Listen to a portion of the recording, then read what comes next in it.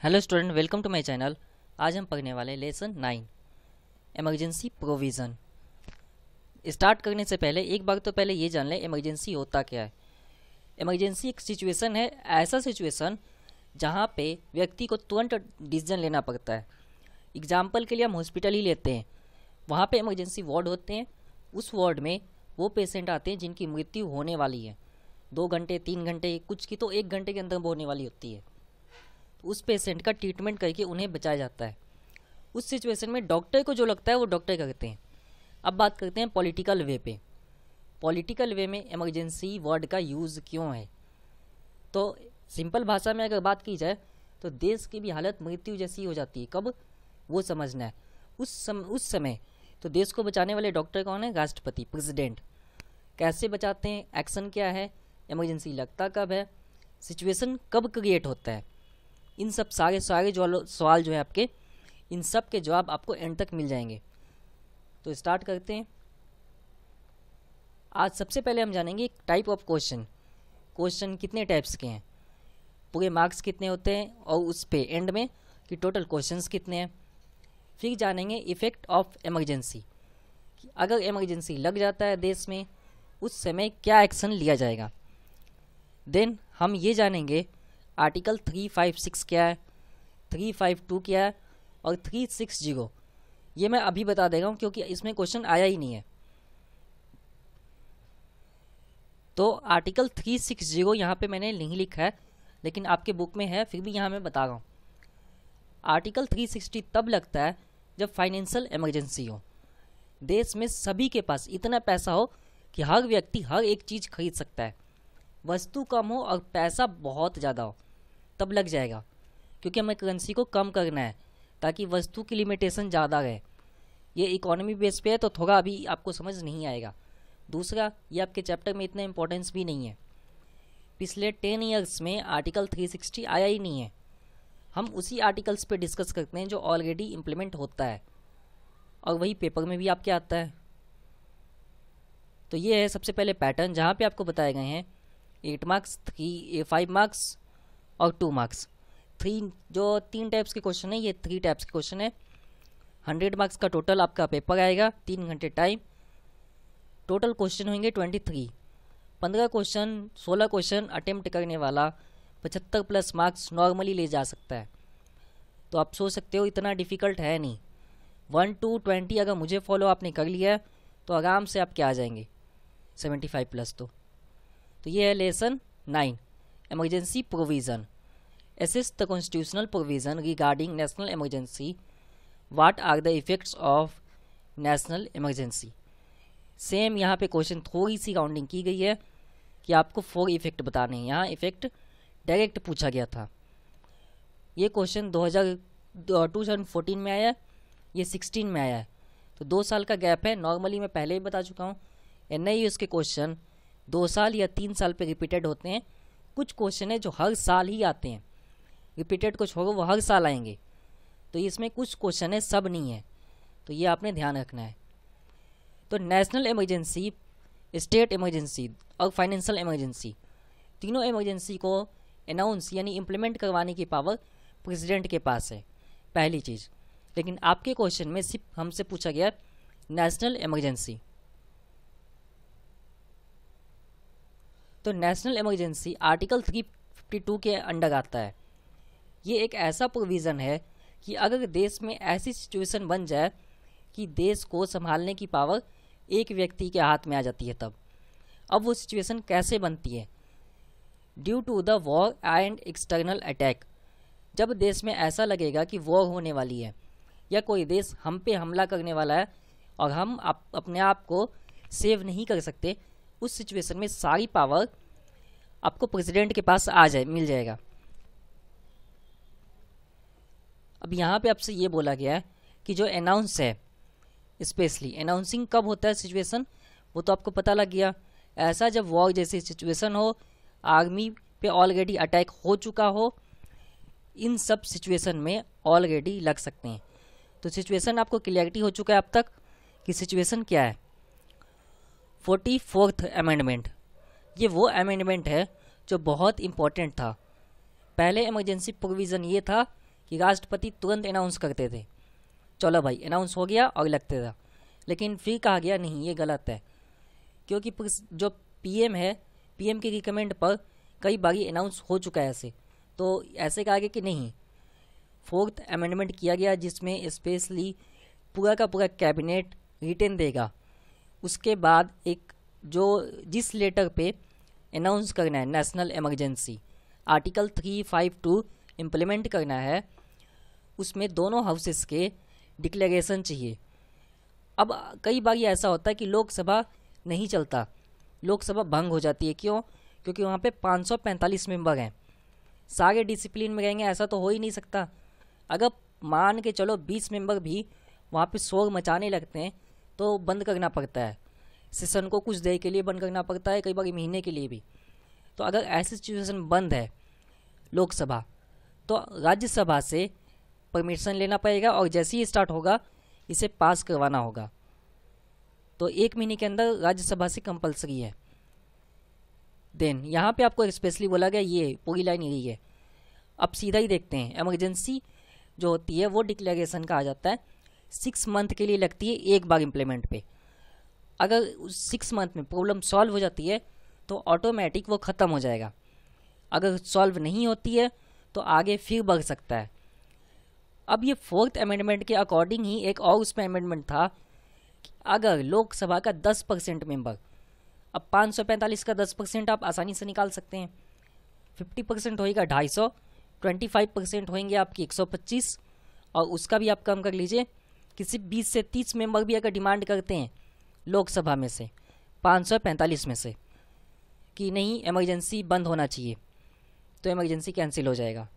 अब समझ गया, आपको समझ में आ चुका होगा कि लगता कब है, जब देश खतरे में हो, कोई और आके हम पर हमला कर ले, हम पर कब्जा कर ले, इस सिचुएशन में लगता है।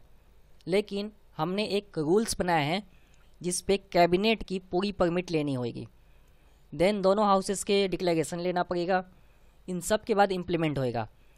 ये काम 1 महीने का टाइम होता है।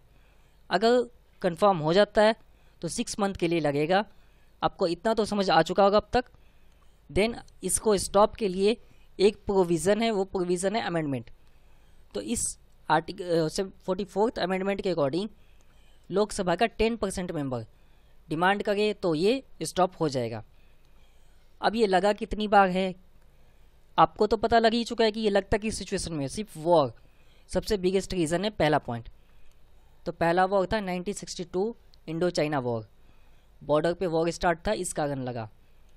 ये काफ़ी टाइम तक चला। उसके सेकंड फिर लगा आपका 1968 इंडो पाक, ये तो काफ़ी टाइम तक आया, यहाँ तक कह सकते हैं कि 2-2.5 सालों तक इमरजेंसी था।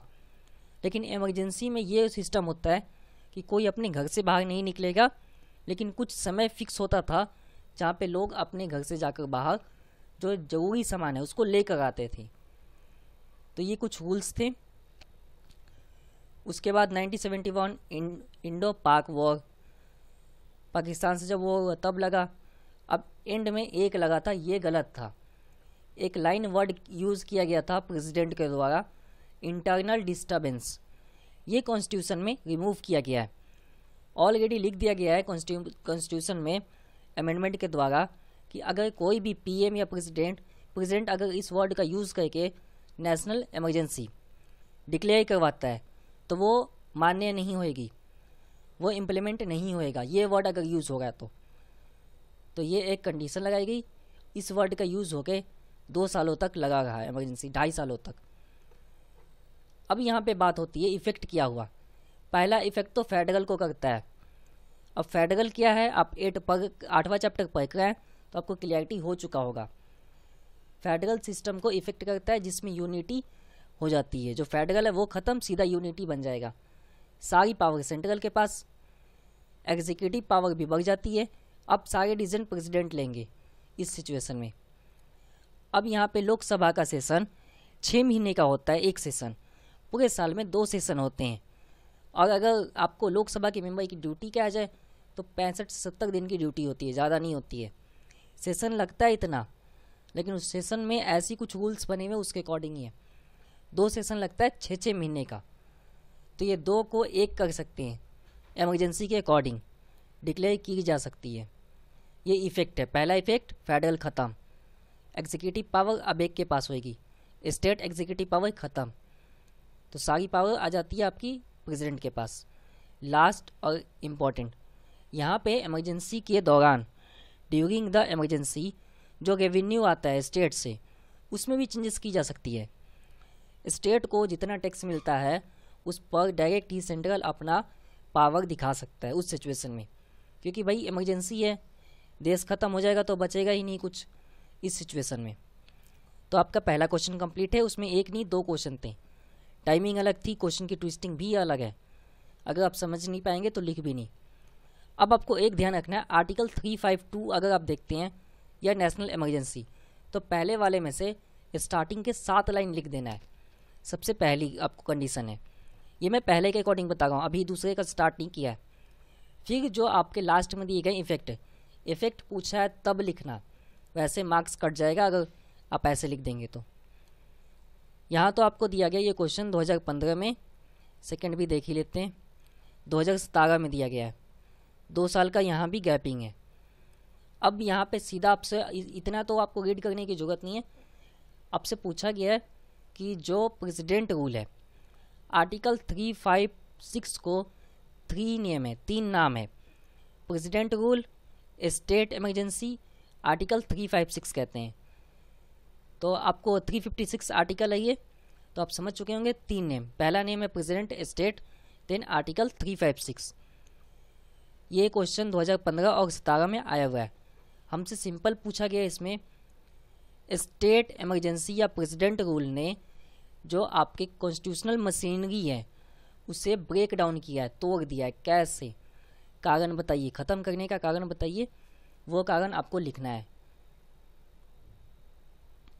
यहाँ पे आपसे पूछा गया स्पेशली कि ये लागू तो होता है लेकिन इस पे इतनी सारी कंट्रोवर्सी हुई है, वो क्यों हुई है।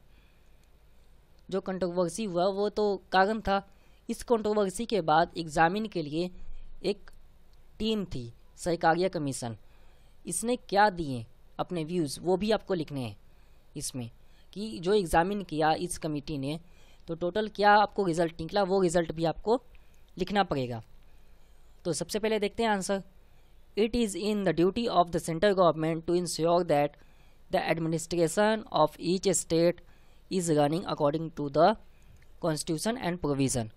संविधान के अनुसार राज्य चलना चाहिए। अगर ये नहीं चल रहा है, वो कंफर्म हो जाते हैं प्रेसिडेंट, तो वहाँ पे प्रेसिडेंट रूल इम्प्लीमेंट हो जाएगा, आर्टिकल 356। ये सेटिस्फाइड होने के बाद ये सारी रिपोर्ट प्रेसिडेंट को कौन देगा, गवर्नर, क्योंकि गवर्नर सेंटर का व्यक्ति है, स्टेट का नहीं, लेकिन स्टेट में अपॉइंट होता है। और स्टेट में गवर्नर की पावर प्रेसिडेंट जितनी होती है, जितनी प्रेसिडेंट के पास होती है ना राइट्स, उतने ज़्यादा होते हैं स्टेट में। In which the administration of state can't be run lawfully. अब अगर लॉफुली नहीं चल रहा है तो प्रेसिडेंट तो डिक्लेयर करेंगे ना स्टेट इमरजेंसी, वो तब तक लगा रहेगा जब तक जो फेलियर हुआ है ना कॉन्स्टिट्यूशन का मशीनरी वो सॉल्व नहीं होता। तो हम इसे प्रेसिडेंट रूल ही कहते हैं नॉर्मली, क्योंकि स्टेट में लगता है तो प्रेसिडेंट ही रूल लगाते हैं। इसका भी सेम प्रोसेसिंग है, कंफर्मिंग लेटर लिखनी होती है जो कंफर्म करवाएगा कि इमरजेंसी लग गया है।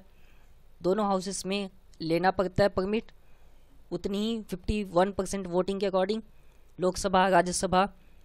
प्रेसिडेंट ने रूल लगाया तो पहली साइन होंगे उस पर। 6 मंथ तक वैलिड होता है। अगर अब यहाँ पे एक्सटेंड की जा सकती है, किसकी बात यहाँ एक्सटेंड, हम लोकसभा की बात नहीं करें, हम यहाँ इस इमरजेंसी की एक्सटेंड की बात करें। 6 मंथ के लिए पहली जो परमिट मिलेगी 6 महीने के लिए मिलती है, वो एक्सटेंड होकर 1 ईयर हो जाता है। अगर वहाँ पे पहली से जो स्टेट नेशनल इमरजेंसी है वो अनाउंस है, सपोज मैं समझाता हूँ कि आपको मान लीजिए पंजाब में लगा हुआ है या किसी भी स्टेट में पहले से, पंजाब आप जम्मू कश्मीर ले लीजिए या केरल ले लीजिए, कोई भी स्टेट, वहाँ पे ऑलरेडी पूरे स्टेट में नेशनल इमरजेंसी अनाउंस है पूरी कंट्री में, और वहाँ पे स्टेट इमरजेंसी भी अनाउंस हुआ, उस सिचुएशन में इलेक्शन जो होएगा वो कैंसिल हो जाएगा। लेजिस्लेटिव पावर तो कंडक्ट ही कैसे होएगा, वो तो ऑलरेडी ख़त्म हो जाएगा। अब बात की जाए कि कहाँ कहाँ कब लगा था, तो इतना हम डीपली नहीं बताएंगे, थोड़ा बताएंगे, क्योंकि 8 मार्क्स में है, 20 मार्क्स में नहीं है कि हम हर चीज़ की एक एक पॉइंट टू पॉइंट रखेंगे। 8 मार्क्स में तो 8 से 10 पॉइंट रख दीजिए। पहला लगा था 1951 पंजाब, दूसरा 1957 केरल, 1970 में 9 स्टेट में लगा था। तब जो थे जनता पार्टी थी, यानी जो आज बीजेपी है वो तब जनता पार्टी थी, तब उस पार्टी के अकॉर्डिंग लगा हुआ था 1970 में 9 स्टेट में। देन जब कांग्रेस आई तो कांग्रेस ने भी सेम काम किए, जितने स्टेट में जीती थी जनता पार्टी उतने स्टेट में कांग्रेस ने लगा दिए, बदला लेने के लिए कि चलो तुमने लगाए हम भी लगाएंगे। यहाँ लिखा है ना रिबेलियन, ये ऐसे ही था इंश्योर। अब यहाँ पे स्पेशली बोला गया टोटल अब तक जितनी बार इमरजेंसी लगाए पूरे ऑल ओवर इंडिया में स्टेट इमरजेंसी पूरे सारे काउंट किया जाए तो 100 बार से भी ज़्यादा लग चुके हैं अलग अलग स्टेट में। एक की बात हम नहीं करें, इमरजेंसी ड्यू टू वन और द अदर रीज़न। अब यहाँ पे रीज़न बहुत अलग अलग दिए गए हैं। अब रीज़न क्या था वो समझिए। अब तो कुछ क्या ऐसा कहना था कि हमें तो जो है चीफ मिनिस्टर की फेस अच्छी नहीं लगी इसलिए लगा दिए। अब ऐसे भी थी कंडीशन कि चलो अब तो छोड़ो इसको। कुछ के थे कि पावर में हम हैं, हमारी ज़्यादा पार्टी है तो बाकी स्टेट में लगा देंगे इमरजेंसी, क्योंकि तुम कोई काम नहीं कर पाओगे, ना ही कोई लॉ इम्प्लीमेंट कर पाओगे। तो ऐसे थे, इसका मिसयूज़ हुआ, तभी कमेटी बनाई गई ताकि स्पेशल एग्जामिन होए कि आखिर प्रॉब्लम है क्या, सच में ऐसा होगा या रियलिटी थी कि लगने लायक है वहाँ पे। तो ये एक सिचुएशन थी जहाँ पे आपको काफ़ी कुछ क्लियरिटी हो चुका होगा। प्रेसिडेंट में भी take all over the function, same है। एग्जीक्यूटिव जो फंक्शन है वो सब प्रेसिडेंट के हाथ में आ जाएगा, लेजिस्लेटिव फंक्शन आ जाएगा। एग्जीक्यूटिव के लिए वो अपॉइंट कर सकते हैं गवर्नर को, अदर ऑफिसर को, ये फिक्स नहीं है। देन लेजिस्लेटिव जो असेंबली है उसके अथॉरिटीज़ ख़त्म हो जाती है। अब पार्लियामेंट में जो लॉ बनेगा वो वहाँ इम्प्लीमेंट होएगा सेम। अभी जो रीज़न से लगाया जाता है इमरजेंसी, वो रीज़न अगर समाप्त हो जाता है, वो गोल सेट हो जाता है कि नहीं भाई अब सब एडमिनिस्ट्रेशन कॉन्स्टिट्यूशन के अकॉर्डिंग चल गया, तो इमरजेंसी समाप्त हो जाएगा ऑटोमेटिक। कंट्रोवर्सी क्या था, अब यहाँ पे स्पेशली आप समझ चुके होंगे कि आर्टिकल 356 है क्या, स्टेट इमरजेंसी है जिसमें प्रेसिडेंट रूल भी कहते हैं, और आर्टिकल 356 भी। और ये कंट्रोवर्सी इसलिए था क्योंकि बेनिफिट के लिए भी लगाया गया है, उसके बाद एरिया ब्लॉक करने के लिए भी लगाया गया है। तो समझ में आ चुका होगा आपको। दूसरा रीज़न, अगर ये लग जाता है तो उस स्टेट की सारी पावर सेंट्रल के पास आ जाएगी, तो ये रीज़न था। तो इसमें कई सारे अमेंडमेंट की गई। यही बोला गया कमेटी ने कि कंट्रोवर्सी तो था, इसका मिस यूज़ हुआ है स्पेशली, तो इसमें चेंजेस की जाए 44th अमेंडमेंट एक्ट के द्वारा। अब कमेटी ने यही कहा कि हमने स्पेशली मिसयूज़ किया गवर्नमेंट ने, तो ये एक फॉर्मेशन है, कॉन्स्टिट्यूशन प्रोविज़न है, तो इसमें स्पेशली यही कहा कि आप ज़्यादा कर सकते हैं इसमें, तो इसको रिमूव कर दो। ये एक कमेटी की थी जो थी कि नहीं इसको हटाई दो या इस पर कोई अमेंडमेंट लाओ कि इसकी वैल्यू ख़त्म हो जाए। कमेटी ने बस रिमूव करने की बात की है, बस कि गवर्नमेंट इसका मिसयूज़ ना करे इसलिए रिमूव कर दो कॉन्स्टिट्यूशन से, या ऐसे आर्टिकल चाहिए जो इसकी वैल्यू ख़त्म कर दे। तो टोटल 4 क्वेश्चन थे इस चैप्टर से, चारों मैंने आपको करा दिए। आपको आर्टिकल्स पता लग चुके हैं, क्वेश्चन के टाइप, लिखना कितना वर्ड है वो, इफ़ेक्ट्स, ये सब। अब यहाँ एक लाइन कहना चाहूँगा कि जो प्रेसिडेंट की पावर है बहुत ज़्यादा पावर है, एग्जीक्यूटिव में है, पार्लियामेंट में है, देन आपकी इमरजेंसी प्रोविज़न है, इसके अलावा भी कई सारे हैं, लेकिन +2 तक इतना ही है, तो आपने इतना ही याद रखना है। तो उम्मीद है आपको समझ आया होगा। वीडियो पसंद है तो देखने के लिए धन्यवाद। अगर चैनल पर नए हैं तो सब्सक्राइब कीजिए, लाइक कीजिए, दोस्त हैं तो शेयर कीजिए, कोई क्वेश्चन हो तो कमेंट कीजिए। अगले वीडियो में मिलेंगे।